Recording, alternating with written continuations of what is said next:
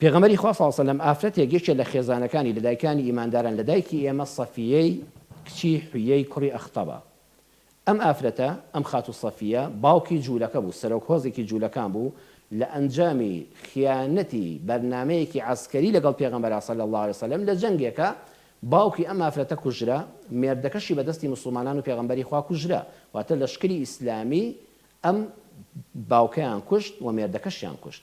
دواتر بە دیل گیرا بوو، بە دیلی جەنگ پێغەمبەر صلی الله علیه و سلم وەکو ڕێزێک بۆ ئەو ئافرەتە کە سیمایەکی ڕێز و حرمەت و جوانی پێوە دیار بوو و ئافرەتێکی خانەدان و خانومان بوو، پێغەمبەری خوا صلی الله علیه و سلم ڕێزی لێگرت و خواستی بوو بە دایکی ئیمانداران ئەو شەرەفە بەنسیب بوو. جا خاتو سەفیە ئەمە قسەی خۆیەتی. ئەم حەدیثە ئیمامی طەبەرانی هێناوێتی و شێخ ئەلبانی لە سیلسیلەی ئەحادیث صحیحەدا بە ژمارەی 2793 دەفەرمێ حەدیثێکی صحیحی پێغەمبەرە صلی الله علیه و سلم.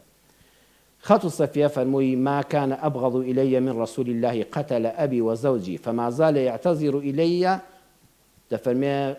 هیچ کەسێ نەبوو بە قەدەر پێغەمبەری خوا ڕقم لێ بێ، شوشم پێ کردبوو، مێردم بوو کەچی لە دڵەوە خۆشم نەدەویست، بەڵام پێغەمبەری خوا صلی الله عليه وسلم دائما عذری بۆ دێنامەوە. دەیفەرمووی یا صفیە إن أباك ألب علي العرب وفعل خاتو صفیە ڕاستە تۆ ڕەوانە دڵگران بی، باوکت کوژراوە، هاوسەری پێشوت کوژراوە بەدەستی مسلمانان و لەشکری مسلمانان، بەڵام ئەزانی باوکیشت چی دەکرد، عەرەبی لێکۆکردنەوە، خیانەتی لەگەڵکردم، ئیتیفاقی لە بینمانە هەبوشکاندی، دوژمنی هێنایە سەر شارەکەمان و مسلمانەکان، ئەوەی کرد و ئەوەی کە دەفەرمێ ئەوە نە عوزری بۆ هێنامەوە، ئەوە نە زمانی شیرین بوو لەگەڵما، حتى ذهب ذلك من نفسي، حتى ئەو ڕقوقینە لە دڵما ڕۆیشت و پێغەمبەری خوام خۆش دەویست.